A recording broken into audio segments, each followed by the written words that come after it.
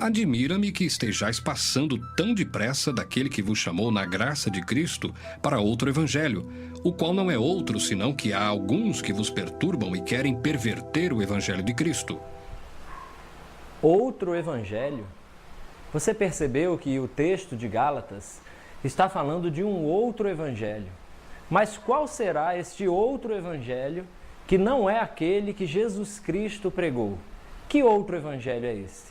Na verdade, nós vamos descobrir que na palavra de Deus está sendo falado sobre este outro evangelho. E é um evangelho um tanto eficaz, que tem feito um grande sucesso mundo afora.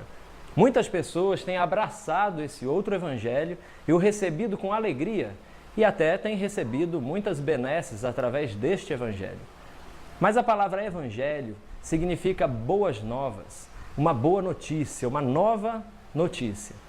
E um evangelho sempre inclui uma proposta.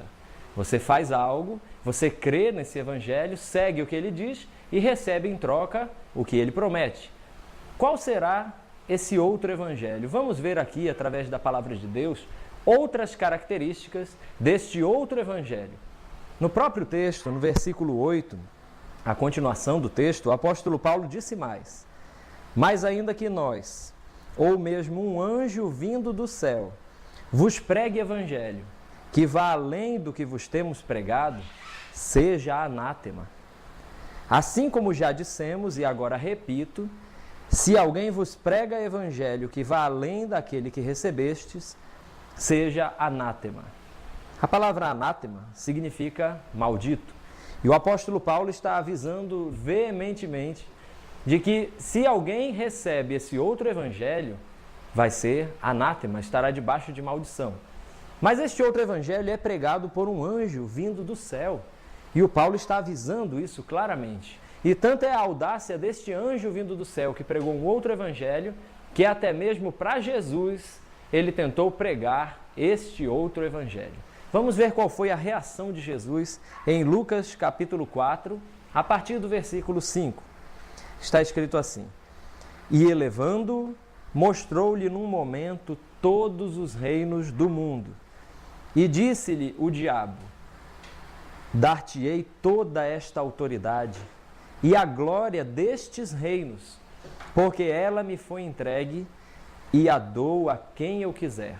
Portanto, se prostrado me adorares, toda será tua. Mas Jesus lhe respondeu: está escrito, ao Senhor teu Deus adorarás, e só a Ele darás culto. Percebemos que Jesus não gostou da proposta desse outro evangelho, mas foi pregado por um anjo vindo do céu. Nós bem sabemos que Satanás era o querubim da guarda ungido, um anjo que caiu do céu por ter se rebelado contra Deus.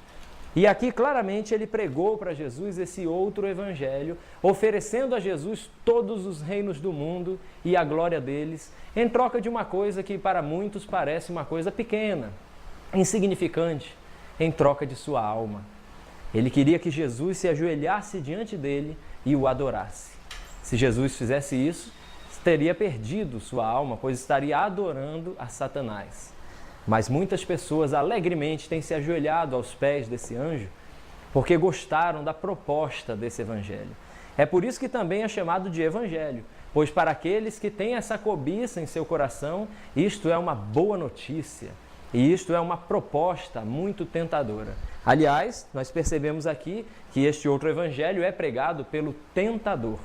E podemos até chamar este outro evangelho de evangelho da prosperidade, pois o que foi oferecido a Jesus através desta pregação foi muita prosperidade, todos os reinos do mundo e a glória deles. Mas já no Velho Testamento, em Provérbios capítulo 1, Deus já nos alertava sobre este espírito. Tal é a sorte de todo ganancioso. E este espírito de ganância tira a vida de quem o possui. E é por isto que esse evangelho, esse outro evangelho, o famoso evangelho da prosperidade, tem feito tanto sucesso mundo afora. Porque o diabo, com sua proposta extremamente tentadora, tem seduzido todas as pessoas que possuem esse espírito de ganância. E tão tentador é esse evangelho que até mesmo aquelas pessoas que não possuem tanta ganância no coração passam a ser contaminadas quando ouvem essa pregação. Esse evangelho é pregado de tal forma a incitar a ganância no coração daqueles que às vezes nem a têm, com toda a eficácia de Satanás. Acompanhe conosco aqui em 2 Tessalonicenses, capítulo 2, e nós vamos ver o apóstolo Paulo alertando novamente sobre este outro evangelho, que parece maravilhoso para algumas pessoas, e nós sabemos que na verdade ele é muito perigoso. O versículo 9, 2 Tessalonicenses, no capítulo 2, versículo 9, diz o seguinte: ora, o aparecimento do iníquo é segundo a eficácia de Satanás, com todo poder, e sinais e prodígios da mentira. Então esse texto nos mostra que Satanás é eficaz. E esse evangelho, chamado da prosperidade, também é eficaz. E o efeito desse evangelho é sempre baseado nas coisas terrenas, pois é apenas isso que esse anjo vindo do céu tem a oferecer para as pessoas. Percebemos que Jesus não se sentiu tentado, não gostou dessa proposta, mas também sabemos que muitas pessoas se alegram ao receberem uma proposta como essa e acham realmente o preço de perder a alma, perder a salvação e ter até que se prostrar diante de Satanás pequeno. Acham esse preço pequeno diante das benesses que eles podem receber ao seguir este evangelho, ao aceitar esta proposta. Mas a continuação do texto vai nos ensinar também o porquê de Deus permitir tais sinais e tais prodígios. Pois se aqui a Bíblia chama isso de o aparecimento do iníquo e afirma claramente que Satanás tem feito sinais, prodígios da mentira e tem feito tudo isso com poder para enganar as pessoas, por que é que Deus permite que essas pessoas sejam enganadas? Nós sabemos que o nosso Deus não é injusto e a continuação do texto vai nos dizer por quê. Continua o texto dizendo assim: e com todo engano de injustiça aos que perecem, porque não acolheram o amor da verdade para serem salvos. Veja bem que as pessoas que estão sendo enganadas por esse evangelho dito da prosperidade, estão sendo enganadas porque não acolheram o amor da verdade para serem salvos. Repare aí então que elas rejeitaram aquele evangelho que fala da salvação. Quando elas rejeitam o amor da verdade para serem salvos, aceitam o evangelho que oferece a elas a prosperidade. Não gostaram do evangelho da salvação, preferiram o evangelho da prosperidade. É por este motivo, pois, que Deus lhes manda a operação do erro, para darem crédito à mentira, a fim de serem julgados todos quantos não deram crédito à verdade, antes, pelo contrário, deleitaram-se com a injustiça. Você há de convir que o evangelho da salvação que Jesus pregou não parece tão tentador quanto o evangelho da prosperidade.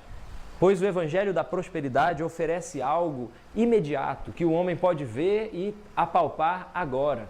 Coisas que os olhos veem e o coração do homem carnal cobiça.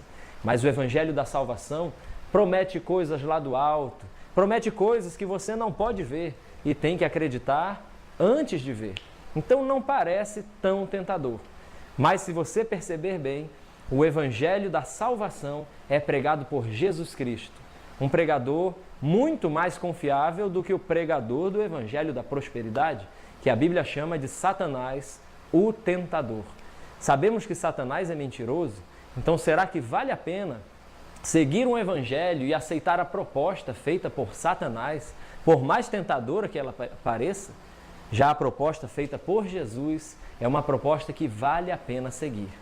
Mas para você reparar a diferença, como um evangelho se contrapõe ao outro, vamos perceber o que está escrito aqui em Filipenses, no capítulo 3, a partir do versículo 18, diz assim: pois muitos andam entre nós, dos quais repetidas vezes eu vos dizia, e agora vos digo até chorando, que são inimigos da cruz de Cristo. O destino deles é a perdição. O Deus deles é o ventre, e a glória deles está na sua infâmia, visto que só se preocupam com as coisas terrenas. Claramente nós vemos que esta carta está falando neste momento dos seguidores do Evangelho da Prosperidade, os chamando até mesmo de inimigos da cruz de Cristo, dizendo que o Deus deles é o próprio ventre, porque só se preocupam com as coisas terrenas. Mas a continuação do texto vai mostrar a diferença dos seguidores do Evangelho da Salvação, quando diz assim o versículo 20: pois a nossa pátria está nos céus, de onde também aguardamos o Salvador, o Senhor Jesus Cristo. Veja a diferença. O seguidor do Evangelho da Salvação afirma que a nossa pátria está nos céus, de onde aguardamos o Senhor Jesus Cristo e esperamos coisas futuras, muito superiores às coisas terrenas, atuais, às coisas deste século. Mas os seguidores do Evangelho da Prosperidade são imediatistas. Eles recebem uma bênção agora, querem usufruir de prazeres transitórios do pecado e logo terão que pagar caro, porque para conseguir essas coisas aceitaram pagar o preço que é a sua própria alma. Você repara que 1 Timóteo 6,3 diz o seguinte: se alguém ensina outra doutrina e não concorda com as sãs palavras de nosso Senhor Jesus Cristo e com o ensino segundo a piedade, então perceba que ele está falando exatamente de um outro evangelho, novamente do Evangelho da Prosperidade. Aqui ele chama de outra doutrina que não concorda com as sãs palavras de Jesus Cristo, o pregador do Evangelho da Salvação. E o versículo 4 diz: é enfatuado, esse tipo de pregador de outra doutrina, nada entende, mas tem mania por questões e contendas de palavras, de que nascem inveja, provocação, difamações, suspeitas malignas, altercações sem fim, por homens cuja mente é pervertida e privados da verdade, supondo que a piedade é fonte de lucro. Olha o que esses homens supõem, que a piedade é fonte de lucro. Mas, na verdade, o lucro que a piedade traz não é um lucro material. É um lucro muito superior a este lucro mesquinho, terreno, em que os seguidores do Evangelho da Prosperidade estão se baseando. A continuação do texto vai dizer qual é o verdadeiro lucro que a piedade nos dá. De fato, grande fonte de lucro é a piedade com o contentamento, porque nada temos trazido para o mundo, nem coisa alguma podemos levar dele, tendo sustento e com que nos vestir, estejamos contentes. Ora, os que querem ficar ricos caem em tentação e cilada e em muitas concupiscências insensatas e perniciosas, as quais afogam os homens na ruína e perdição. Porque o amor do dinheiro é raiz de todos os males. E alguns, nessa cobiça, se desviaram da fé e a si mesmos se atormentaram com muitas dores. Mas se você não quer ser um seguidor de Satanás, não quer ser um seguidor do evangelho que Satanás tem pregado, que é o da prosperidade, o próximo versículo vai falar com você, se você quer ser um homem de Deus. Quando diz o seguinte: tu, porém, ó homem de Deus, foge destas coisas. Antes, segue a justiça, a piedade, a fé, o amor, a constância, a mansidão. Combate o bom combate da fé. Perceba que as coisas que o homem de Deus segue são bem diferentes das coisas que o homem terreno, que o homem que só pensa nas coisas terrenas está seguindo. Repare na mensagem de Jesus. Em Mateus 16, 26, Jesus já deixou claro que ele acha muito mais valiosa a alma do homem do que qualquer bem material. Quando Jesus fez a seguinte pergunta: o que aproveitará ao homem ganhar o mundo inteiro e perder a sua alma? O que daria o homem em troca de sua alma? Percebemos que Jesus, ele considera a alma do homem muito mais preciosa do que ganhar o mundo inteiro. Logo, o evangelho de Jesus não é o mesmo evangelho que Satanás, um anjo que veio do céu, está pregando. Não é o evangelho da prosperidade, mas sim o da salvação. E perceba como o Evangelho de Jesus se contrapõe ao Evangelho da prosperidade em Mateus capítulo 6. A partir do versículo 19, Jesus diz assim: não acumuleis para vós outros tesouros sobre a terra, onde a traça e a ferrugem corroem, e onde ladrões escavam e roubam. Ou seja, Jesus está afirmando que os tesouros dessa terra são passageiros, não se pode confiar neles. Mas ele ainda diz assim: mas ajuntai para vós outros tesouros no céu, onde traça nem ferrugem corrói, e onde ladrões não escavam nem roubam. Porque onde está o teu tesouro, aí estará também o teu coração. Onde está o teu coração? Será que o teu coração se encontra ligado nas coisas lá do alto e o seu tesouro está no céu? Ou será que o teu coração anda entesourando nesta terra e está alicerçado somente nas coisas terrenas, desse mundo passageiro que em breve acabará? No versículo 24, Jesus ainda deixa mais claro: ninguém pode servir a dois senhores, porque ou há de aborrecer-se de um e amar ao outro, ou se devotará a um e desprezará ao outro. Não podeis servir a Deus e às riquezas. Veja que mensagem forte de Jesus. Ele te faz uma proposta: ou Deus ou as riquezas. A qual dos dois você vai servir? Ainda nesse mesmo capítulo, Jesus ainda diz mais, no versículo 33. Buscai, pois, em primeiro lugar o seu reino e a sua justiça, e todas estas coisas vos serão acrescentadas. O seguidor de Jesus não se preocupa com as coisas terrenas, porque o reino de Deus e a sua justiça, para o seguidor de Jesus, é muito mais importante do que qualquer bem material. E aí Jesus disse que o que ele tiver necessidade será acrescentado, pois Jesus cuidará dele. E agora, qual dos dois evangelhos você escolhe seguir? Lembre-se, o evangelho da salvação é pregado por Jesus Cristo, aquele que se preocupa com a sua alma, aquele que os amou a tal ponto que morreu pelos seus seguidores. Jesus morreu por nós e derramou o seu sangue para nos dar a vida eterna. Ele disse que o seu desejo era que o nosso gozo fosse completo. Jesus quer te ver feliz e quer te ver em paz. Em contrapartida, a Bíblia nunca afirma que Satanás quer o seu bem, mas afirma que ele faz propostas tentadoras e tenta de todos os meios conseguir a alma humana para levar este homem à perdição. Mas qual é o preço que se paga por se prostrar aos pés de Satanás e adorá-lo? Qual é o preço que você pagará por seguir um evangelho da prosperidade, mesmo sabendo que Satanás é que está o pregando, e através disso você acaba adorando Satanás?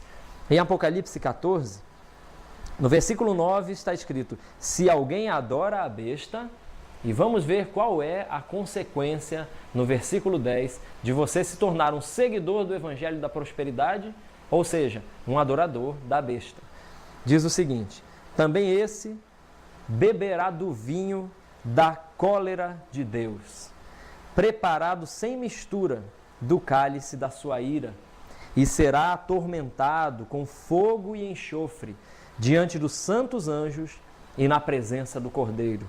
A fumaça do seu tormento sobe pelos séculos dos séculos, e não tem descanso algum, nem de dia, nem de noite, os adoradores da besta. Será que é isso que você quer para o seu futuro? Será que vale a pena usufruir de prazeres transitórios do pecado, adquirir riquezas, prosperidade, em troca deste destino eterno, queimando eternamente no fogo do inferno? Mas o Evangelho de Jesus tem uma proposta superior. O Evangelho de Jesus nos promete um lugar muito melhor do que este aqui, onde não haverá dor, não haverá choro, não haverá sofrimento. Um lugar em que os seguidores de Jesus irão morar eternamente com Ele. Qual dos dois lugares você prefere para a sua eternidade? O lago que arde com fogo e enxofre? Ou será que você prefere o reino dos céus que Jesus tem a lhe oferecer? A Nova Jerusalém, cidade santa, onde os seguidores de Jesus e do Evangelho da Salvação morarão eternamente com eterna felicidade. Se você quer o Evangelho da salvação, lembre-se das palavras que estão escritas em Colossenses, para as pessoas interessadas neste Evangelho, para as pessoas interessadas em não perder a sua alma, mas sim receber a salvação. Diz o seguinte: buscai as coisas lá do alto, onde Cristo vive, assentado à direita de Deus. Este é o conselho que a Bíblia nos dá se nós queremos o Evangelho da salvação. Pensai nas coisas lá do alto, não nas que são aqui da terra. Eu optei pelo Evangelho da salvação e posso lhe garantir que hoje eu estou muito mais feliz, muito melhor, e eu sei que ainda mais coisas maravilhosas me esperam, porque a minha esperança em Cristo não está apenas nas coisas desta vida, mas há algo maravilhoso que Ele disse que iria nos preparar num lugar em que moraremos com Ele eternamente. Mas o tentador, Satanás, ainda está solto por aí por pouco tempo, pois a sua hora está prestes a chegar. Mas por enquanto ele ainda anda pregando um evangelho tentador para tentar levar a sua alma em troca de míseros bens materiais. Não vale a pena. Não se prostre diante de Satanás para adorá-lo. Escolha o evangelho da salvação. E você perceberá que é muito melhor seguir com Cristo do que ouvir as promessas enganosas de Satanás.